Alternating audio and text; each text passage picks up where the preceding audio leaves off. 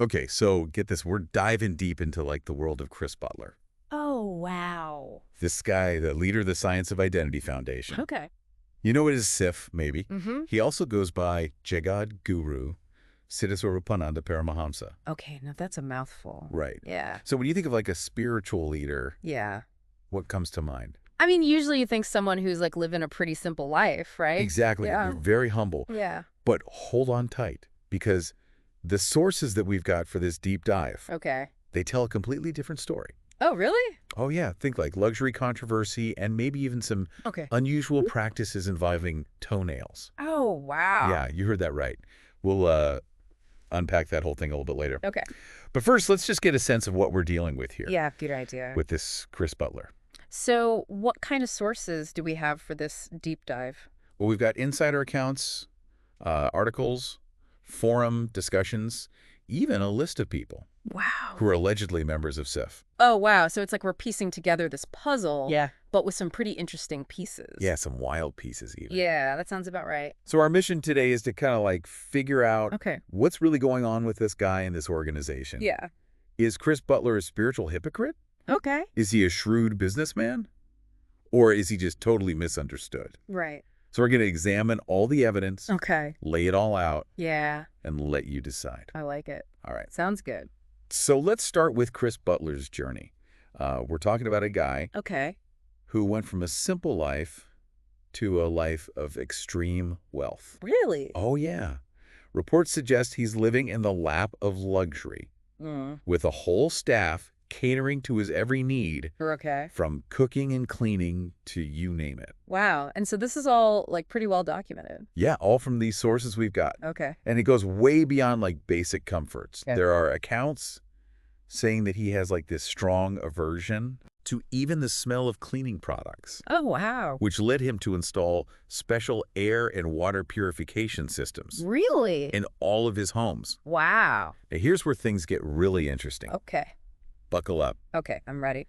One of Butler's longest supporters is this politician named Mike Gabbard. Okay, I've heard that name. And he happens to be in the business of distributing those very same purification systems. Oh, wow. So there's a connection there. Yeah, and I don't want to jump to conclusions or anything, but, yeah. you know, this connection kind of makes you wonder Yeah.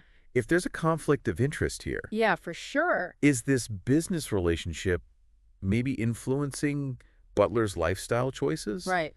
And if so, what does that say about his commitment to being this spiritual leader? Yeah, I mean, it's a valid question. Yeah. The potential for conflict of interest is definitely something we need to think about Right. as we evaluate all this information. For sure.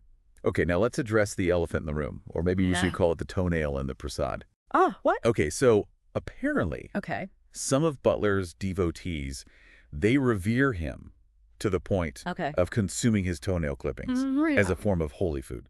Like Mahaprasad. Exactly. Whoa. Okay. That's That's a little out there. Yeah, that's a bit much, I think, for most people. I know, right? It's a bit shocking. Yeah.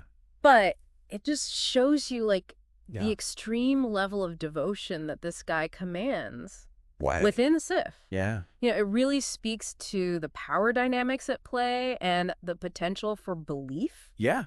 to shape even like the most personal actions. Right. And I mean, it raises questions about the Definitely. boundaries between like just regular devotion Right. and something more extreme, Yeah. like Mhm. maybe even idol worship. Right. Exactly.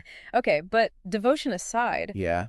there are some serious accusations of financial impropriety Oh, really? within the Sif. Okay. Some sources claim that Butler demanded double donations Double donations. from his followers.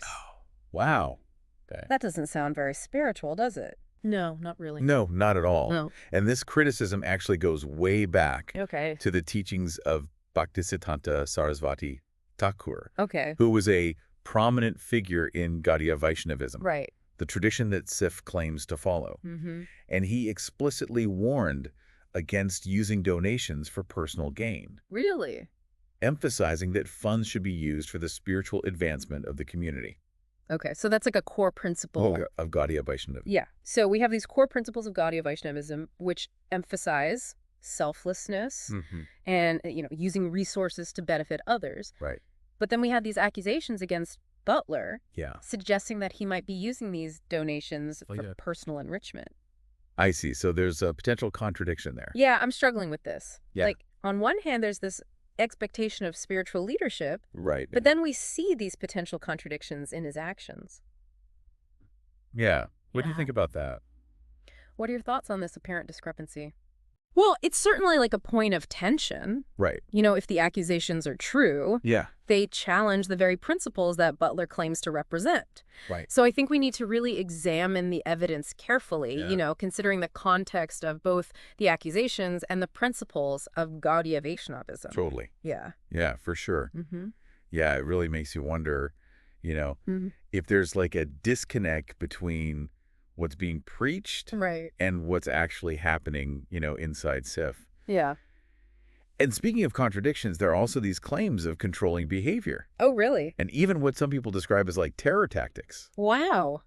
used to silence anyone who disagrees with Butler or like the group's teachings. So like a culture of fear and intimidation? Exactly. Oh. What exactly do they mean by terror tactics, though? Right. Can you give us like some specific examples? Yeah, so some former members, they describe being subjected to like intense pressure to conform, you know. They face threats of like spiritual repercussions if they question Butler's authority at all. Oh, wow. And others report being like completely ostracized and having their reputations tarnished Oh, man. within the community if they voice dissent or choose to leave. These. Yeah, there was this one former member Okay. named Madhai Das Okay. who claims he was labeled as like demonic Really? and a traitor after he left SIF. Wow. That's intense. Yeah. It seems like there's some pretty severe consequences Yeah. for anyone who steps out of line. It does create that kind of environment Yeah. where you don't really feel like you can dissent, you know? Right. And where questioning the leadership can have like significant social and emotional repercussions. Right. It's almost like this paradox, you Yeah. know? You have this spiritual leader who's talking all about love and acceptance, Right. but then you have these people who are like ostracized and demonized Yeah. for just like expressing their own views. It makes you wonder if their culture really aligns with the values of tolerance and open dialogue, Right. you know, that are often associated with spiritual growth. Exactly. And this reminds me of a rather peculiar anecdote I read Oh, really? about Butler refusing a farewell ceremony at the airport Why? when he was leaving on a trip. Oh, wow. Like he just wanted to slip away without any fuss. Huh. It's almost like he was Yeah. intentionally avoiding any emotional connection or accountability with his followers. That's what it seemed like. Interesting. Yeah, very strange. Okay. Yeah. Let's shift gears a little bit Okay. and talk about Butler's family and their place within the SIF. Right. There's a lot of talk about his wife, Wailana, Yeah. and her children enjoying like a very special privileged status Really? within the group. Okay. Oh, yeah. Several sources point to this dynamic, Uh-huh. Wailana's family seems to be exempt from a lot of the restrictions Okay. and reprimands that apply to other SIF members. Interesting. So it's like there's a two-tiered system within the group. Exactly. Well, what? One set of rules for the inner circle and then another set of rules for everybody else. Right. For example, one former member, Pagranga, thus claimed that he was forbidden from remarrying Oh, wow. after leaving SIF. Okay. But Wailana's daughters, they face no such limitations. Oh, really? So this apparent double standard Yeah. really raises some questions Mm-hmm.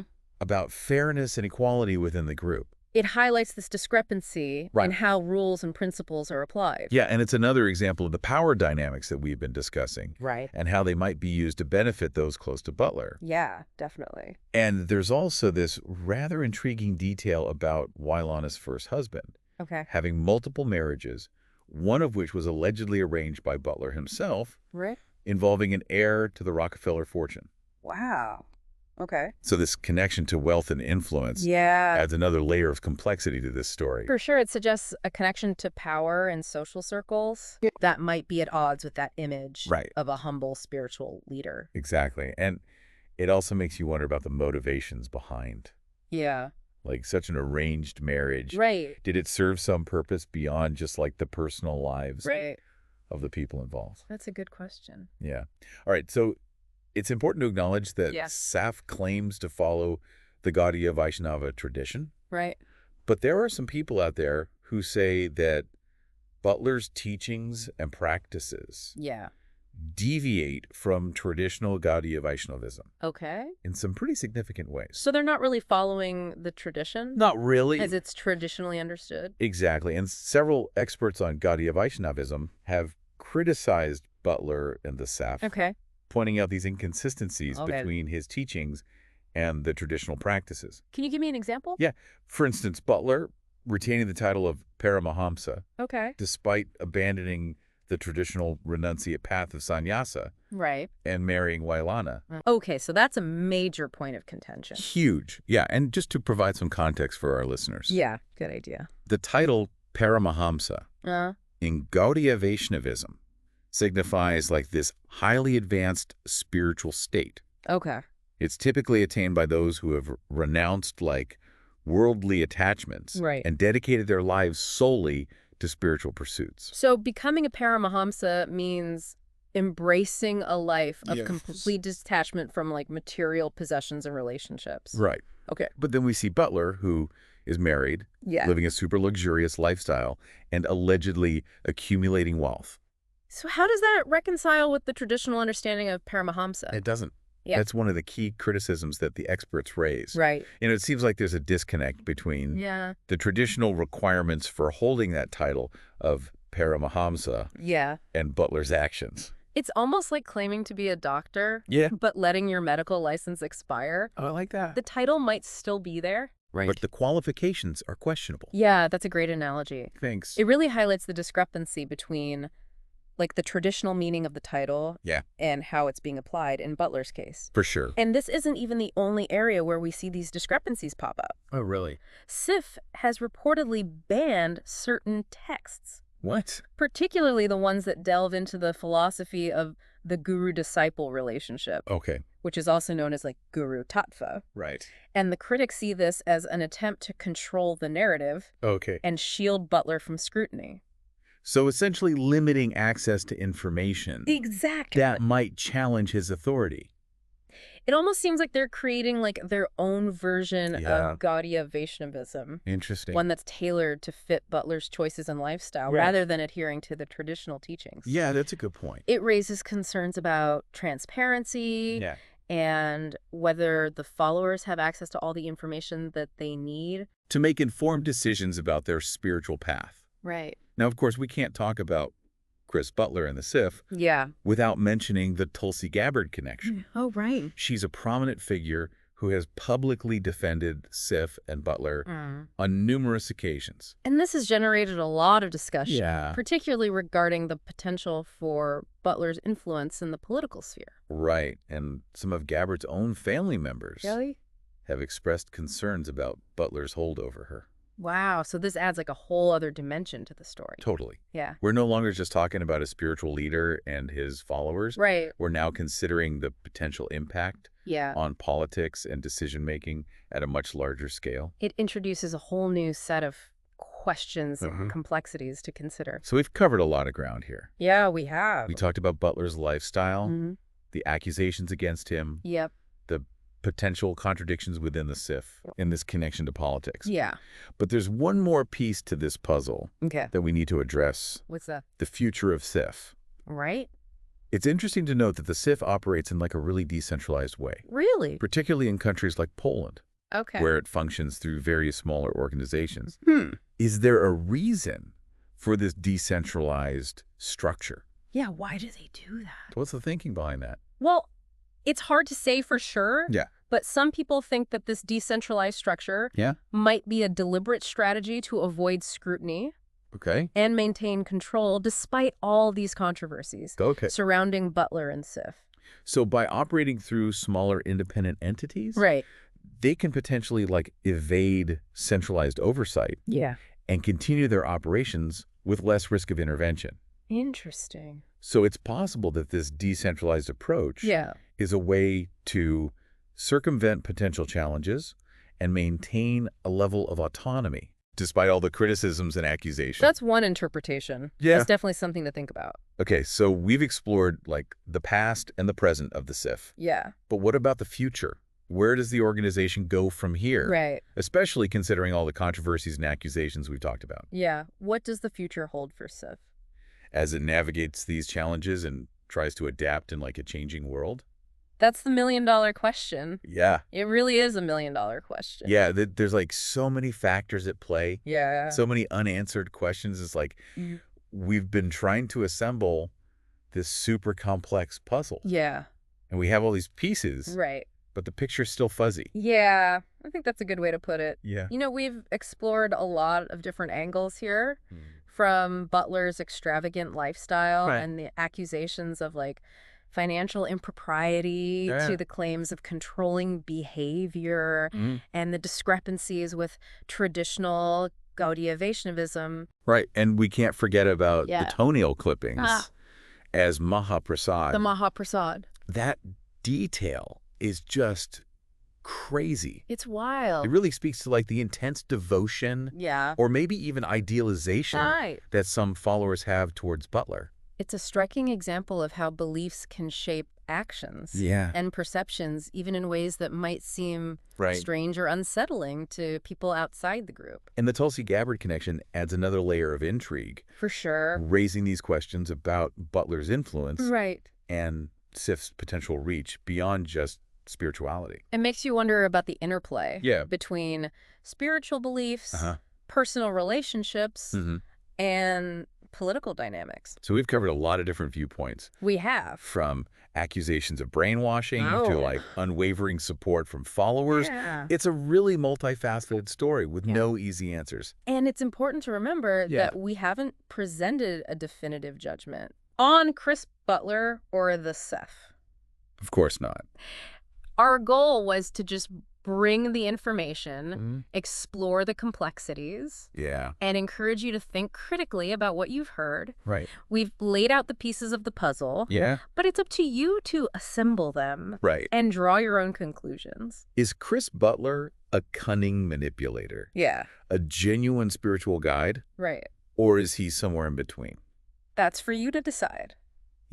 And hopefully this deep dive has provided you with like a more nuanced understanding of this really controversial figure and the organization he leads. Absolutely. There's always more to uncover. More perspectives to consider. So as you go forward, we encourage you to keep exploring, keep questioning, and keep forming your own opinions based on the evidence and the insights that you've gained. That's what makes these deep dives so fascinating. Totally. They're a journey of discovery. And the learning never really stops. This is true. All right. Well, that's it for this deep dive. Thanks for having me. Yeah, it was great having you, and we'll see everybody next time.